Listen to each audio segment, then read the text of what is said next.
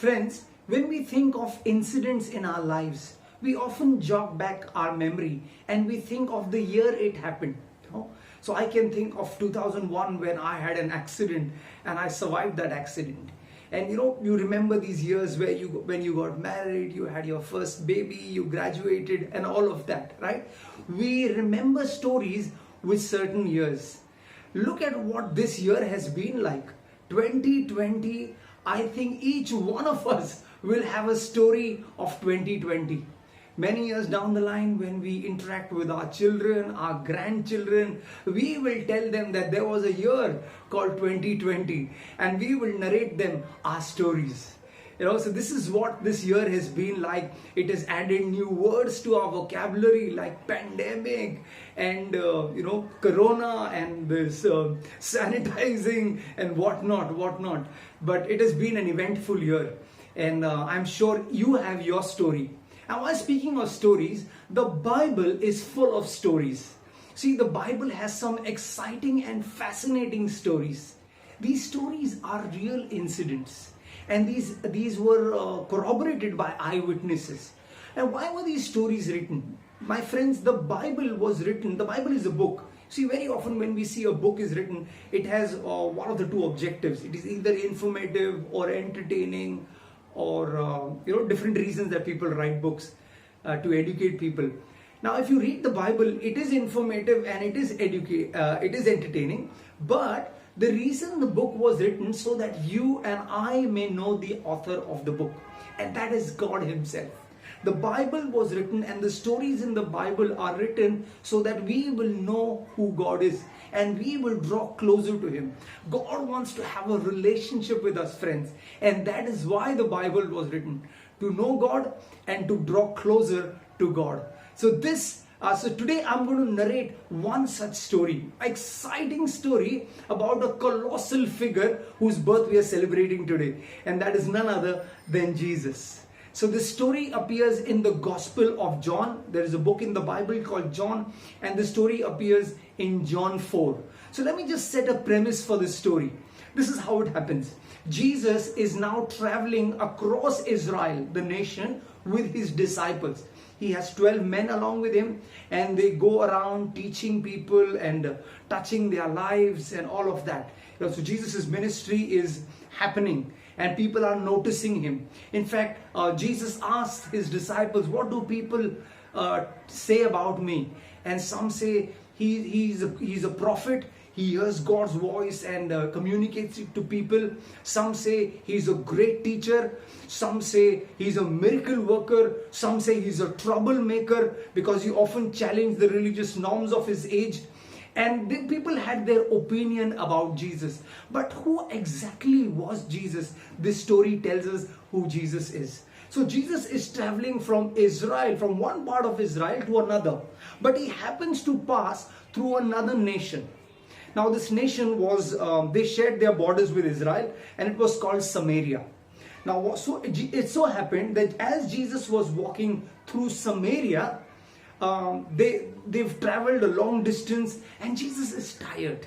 The disciples are tired, so they decide to take a break. So Jesus sits down at a well, and the disciples say that we will go and get some food. So they go to fetch some food, and Jesus is all alone, tired from the journey. Now it so happens that suddenly there is another character that appears in this story, and it is a woman. Now we're talking about first century, mind you. It wasn't very common for men and women to interact. Definitely not in public, and certainly not if you were a stranger. So this woman comes to the well for the obvious reason that she wants to fill some water. Now she spots this man, and she quickly realizes that he is a Jewish man.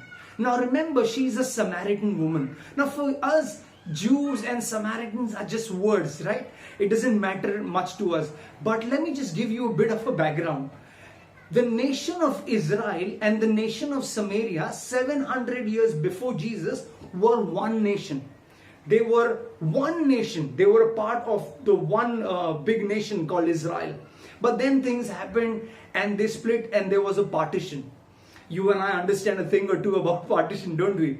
So now they were neighbors, but there was great tension between these two countries. Yeah, deja vu, right? Okay, so the Jews hated the Samaritan, and the Samaritans likewise hated the Jews. They didn't get along. They had their own belief system, they had their own practices, and they were in conflict with one another.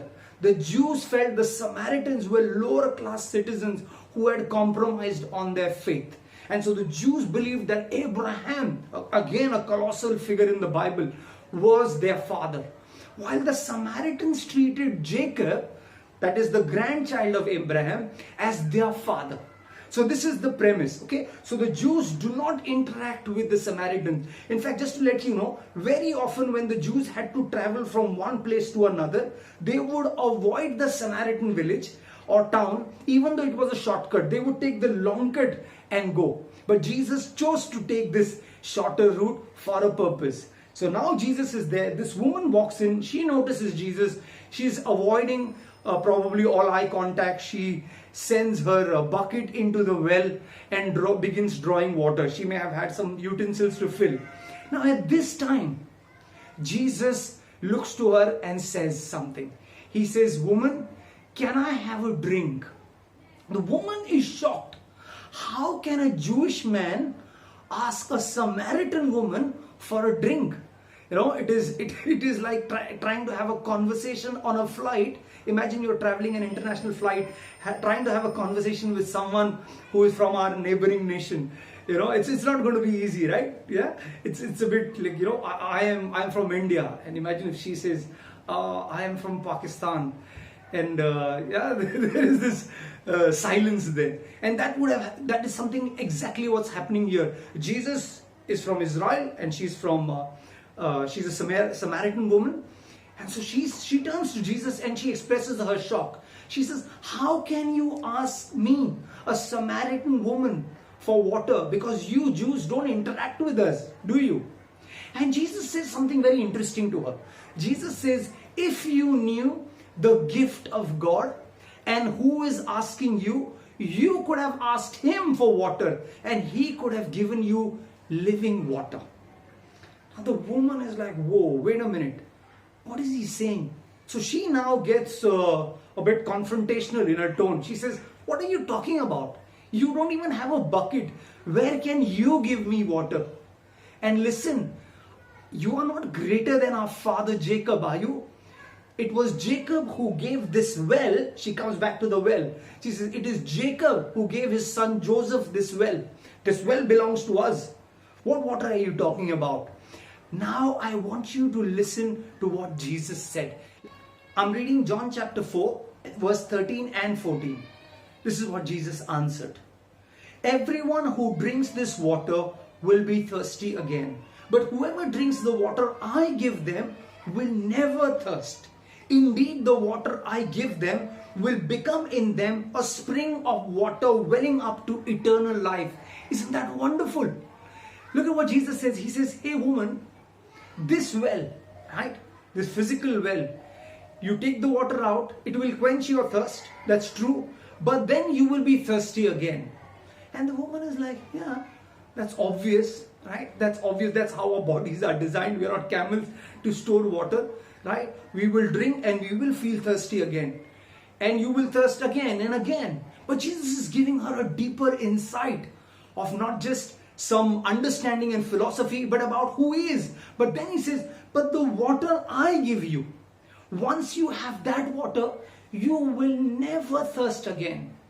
And the woman's response is, "Sir, please give me this water." And as the story progresses, she says, "I know the Messiah will come and he will make us understand." And Jesus says, "I am the Messiah. I am the promised one. I have been sent by God to rescue mankind." Whether it is a Jew, a Samaritan, an Indian, a Pakistani, Jesus, my friends, is that answer from God. Isn't that a wonderful story? And the story ends in such a way where the woman goes and tells her whole village that I have met a man who says he's the Messiah, and I believe him because he said things to me which no one would have known. So it's obvious that he's the Messiah. And then almost the entire village turns up where Jesus is. And they tell the woman, we believed you, but now we've seen with our eyes and we are convinced he's the Messiah. What a fascinating story this is. And there is so much you can glean from it. But there's this one verse that I read that I want to bring our attention to. This is what Jesus tells her. He says, you can drink from any well and you will thirst again.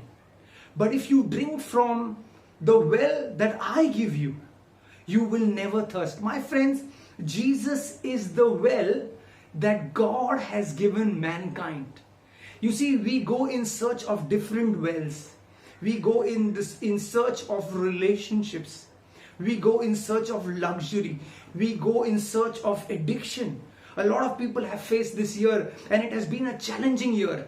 And what have we done? Some people have couldn't handle the pressure, and they've taken some drastic steps. Some have gone to the well of social media because they suddenly found their life so empty and so lonely. You see, and we do that. We try the well of religion, we try the well of relationships, we try the well of entertainment.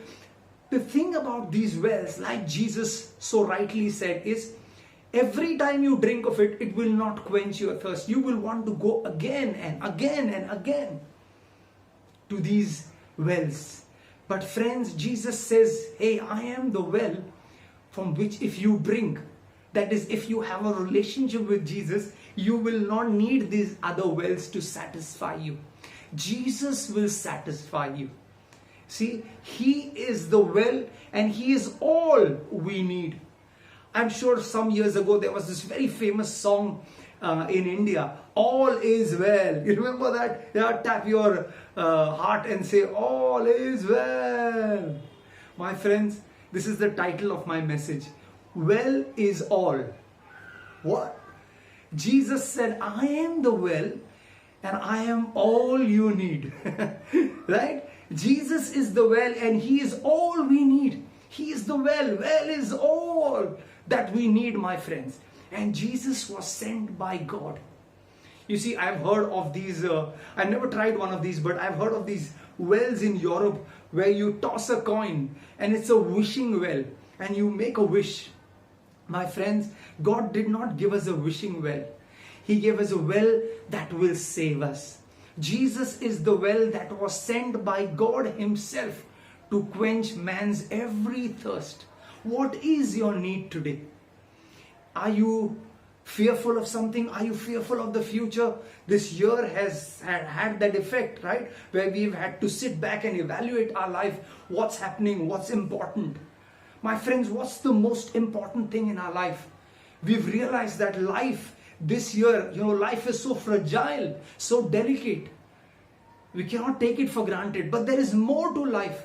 There is a life that Jesus offers you. The gift of new life. The gift of eternal life. And we can enjoy that only by receiving Jesus. There is a saying in Hindi, कुआं कभी प्यासे के पास नहीं जाता, प्यासा को कुएं के पास आना पड़ता है. Right? I'm giving all the well analogies. It simply says that the well will never come to the thirsty. The thirsty has to go to the well.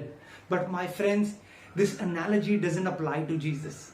It was Jesus who left the throne in heaven and came down on earth for you and for me. He is the well who has come to the thirsty. I want to encourage you. This today, I don't know if it's day or it's morning or evening, whatever it is, I want to encourage you. I want to challenge you. This is your opportunity to put your faith in Jesus. May He satisfy you.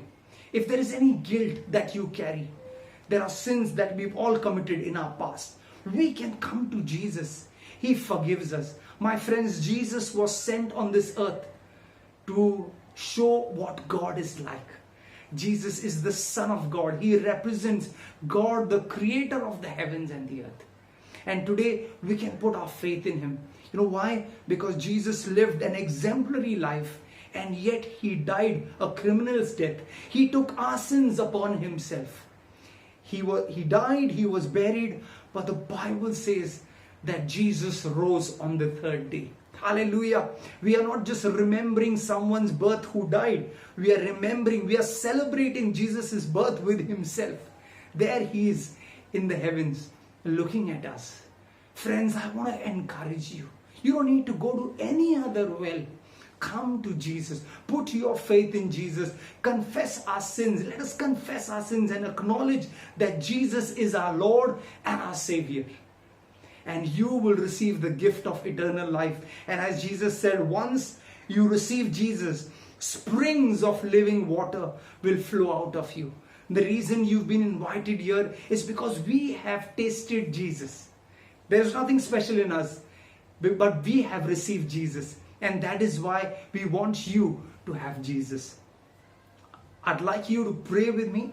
I'm just going to make a prayer that the Bible encourages us to do so. And as we pray, you are receiving Jesus. So if you've never put your faith in Jesus, simply say this prayer in your heart after me. And then you can connect with the friend or family member that's invited you. And we'd love for you to be a part of this wonderful church. Come, let's pray. Father, we thank you for Jesus. We thank you for our friends who have gathered here today. Lord, we know that you are the well that will satisfy us. You are the only well that can satisfy our thirst. As we enter into this new year, Lord, we believe that you will watch over us as you have watched over us this long. We pray for our friends and our family, especially our guests who have joined us today. Lord, I pray that you will enter their hearts as they receive you. And you will quench every thirst of theirs, every need of theirs. We pray this, Lord. If you'd like to pray, please repeat this prayer after me. Jesus, I confess that I am a sinner. Today I put my faith in you. I need you. I acknowledge you as my Lord, as my Savior. Come and save me. From this day on, I will live for you. And I know that you will quench every thirst of mine. I pray this in your precious name, Lord Jesus. Amen. Amen, friends. Please connect with us so that you will grow and know more about Jesus and you will grow in Him. God bless you, and once again, have a super 2021.